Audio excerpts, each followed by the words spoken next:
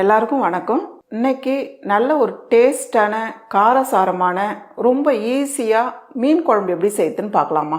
இப்போ ஒரு மிக்ஸி ஜாரில் 100 கிராமுக்கு சின்ன வெங்காயம் எடுத்து தோல் எடுத்து வச்சுருக்கேன். இதை சேர்த்துடலாம்.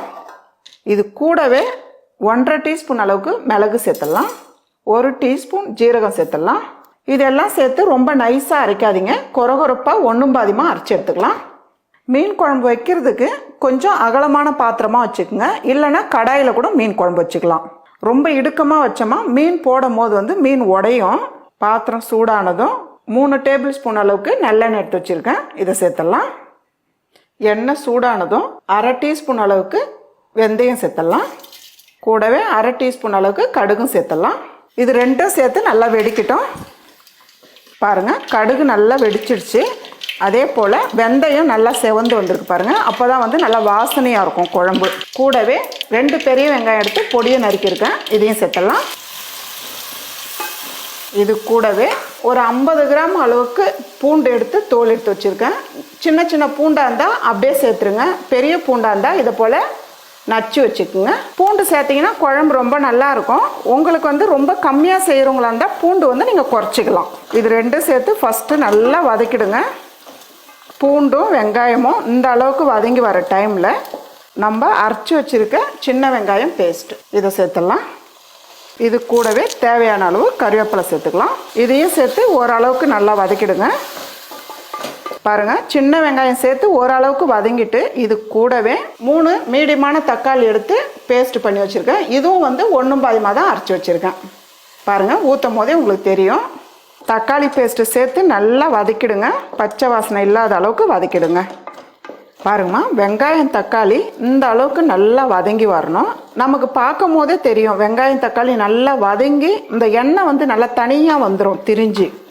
அப்போ தான் மீன் குழம்போட டேஸ்ட்டும் ரொம்ப நல்லாயிருக்கும். வெங்காயம் தக்காளி சரியாக வதங்கலனாலே அந்த பச்சை வாசனை வரும். அதே போல் வெங்காயம் நறுக்குன்னு இருக்கும். அடுப்பத்தையே குறைச்சி வச்சுட்டு நம்ம மசாலா சேர்த்துக்கலாம். 1.5 டேபிள் ஸ்பூன் வெறும் மிளகாய் தூள் சேர்த்துக்கலாம். நீங்கள் வீட்டில் அரைச்சி வச்சுருக்க குழம்பு மிளகாய் தூளாக இருந்தால் வெறும் அதை மட்டும் சேர்த்தாலே போதும். தனித்தனியாக சேர்க்குறவங்களா இருந்தால் இதை போல் சேர்த்துக்கணும். எல்லாமே தனித்தனியாக சேர்த்துக்கணும். 2 டீஸ்பூன் அளவுக்கு மல்லித்தூள் சேர்த்துடலாம். கொஞ்சமாக 1/4 டீஸ்பூன் அளவுக்கு மஞ்சள் பொடி, 1/4 டீஸ்பூன் அளவுக்கு ஜீரகத்தூள் சேர்த்துக்கலாம். அதாவது வீட்டு மிளகாய் தூள் இதுதான்.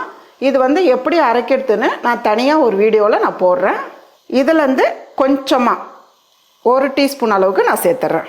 இதெல்லாம் சேர்த்துட்டு ஒரு சின்ன கொய்யாக்காய் சைஸ் புளி எடுத்து தண்ணியாக கரைச்சி வச்சுருக்கேன். நான் எல்லா வீடியோவிலுமே சொல்வேன், மீன் குழம்புலாம் வைக்கிறதுனா இதை போல் நல்லா தண்ணியாக கரைச்சிட்டிங்கன்னா நம்ம எக்ஸ்ட்ரா தண்ணி சேர்க்க வேண்டியது வராது. திக்காக புளி கரைச்சல் வச்சிங்கன்னா எக்ஸ்ட்ரா தண்ணி சேர்க்கணும். இப்போ இதை சேர்த்துடலாம். நல்லா வடிகட்டி சேர்த்துருங்க. கூடவே தேவையான அளவுக்கு உப்பு சேர்த்துடலாம். மிளகாய் தூள் சேர்த்துட்டு ஒரு வதக்கிட்டு தான் புளி கரைச்சல் சேர்க்கணும்னு கிடையாது. நம்ம அப்படியே சேர்த்துட்டு புளி கரைச்சலும் சேர்க்கலாம். புளி கரைச்சல் சேர்த்துட்டு அதுக்கப்புறம் நம்ம மிளகாய் தூள் கூட சேர்த்துக்கலாம். தப்பு கிடையாது, கரெக்டாக இருக்கும். மசாலா புளி கரைச்சல்லாம் சேர்த்து நல்லா கலந்து விட்டுருங்க. காரம் நீங்கள் பார்த்துக்கலாம். உப்பு காரம் உங்களுக்கு எப்படி தேவையோ நீங்கள் அதுக்கேற்ற மாதிரி சேர்த்துக்கலாம். இதுக்கு மேலே தண்ணி சேர்க்காதீங்கம்மா. நான் புளி கரைச்சல் ஏற்கனவே தண்ணியாக தான் கரைச்சி வச்சுருக்கேன். நீங்கள் ரொம்ப திக்காக கரைச்சவங்களா இருந்தால் நீங்கள் எக்ஸ்ட்ரா தண்ணி சேர்த்துக்கலாம். இது கூடவே கொஞ்சமாக கொத்தமல்லி சேர்த்துடலாம். வாசனைக்காக 2 பச்சை மிளகாய். ஒரு 10 நிமிஷத்துக்கு மூடி வச்சோமா குழம்பு நல்லா திக்காயிடும்.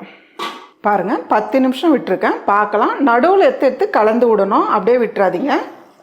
பாருங்கள், குழம்பு நல்லா கொதிச்சு வந்திருக்கு. அதே போல் எண்ணெய் தனியாக திரிஞ்சு திக்காக இருக்குது. பாருங்கள், நம்ம சேர்த்துருக்கிறத விட இப்போ நல்லா திக்காயிடுச்சு. பாருங்கள், மீன் சேர்க்கறதுக்கு முன்னாடி நம்ம குழம்ப நல்லா கலந்து விட்டுடணும். இப்போ அடுப்பு தீ ஃபுல்லாக வைக்காதீங்கம்மா, கொஞ்சம் குறைச்சி வச்சுடுங்க. நான் 1 கிலோ கட்லா மீன் வாங்கியிருக்கேன். கட்லா மீன் வாங்கி நல்லா கழுவி சுத்தம் பண்ணி வச்சுருக்கேன். நீங்கள் எந்த மீனாக இருந்தாலும் இந்த மாதிரி குழம்பு வைக்கலாம். கட்லா மீன் தான் கிடையாது, சங்கரா மீன், சீலா மீன், எந்த மீன் வேணாலும் வைக்கலாம். நம்மளுடைய விருப்பம்தான். இப்போ ஒரு மீனாக நம்ம சேர்த்துடலாம். மீன் சேர்த்துட்டு லைட்டாக அப்படி கலந்து விடுங்க, அதிகமாக கலந்து விடாதீங்க. ஒரு 2லேருந்து 3 நிமிஷம் இருந்தாலே போதும். அதிக நேரம் விடாதீங்க, மீன் வந்து தனித்தனியாக கழண்டுரும். ஒரு 5 நிமிஷம்லாம் கொதிக்க விட்டிங்கன்னா, 5 நிமிஷம் 6 நிமிஷத்துக்குலாம் கொதிக்க விட்டிங்கன்னா மீன் வந்து தனியாக கழண்டுடும். ஒரு 2லேருந்து 3 நிமிஷத்துக்கு கொதிக்க விட்டாலே போதும். ஒரு 3 நிமிஷத்துக்கு விட்டுருக்கேன், பார்க்கலாம்.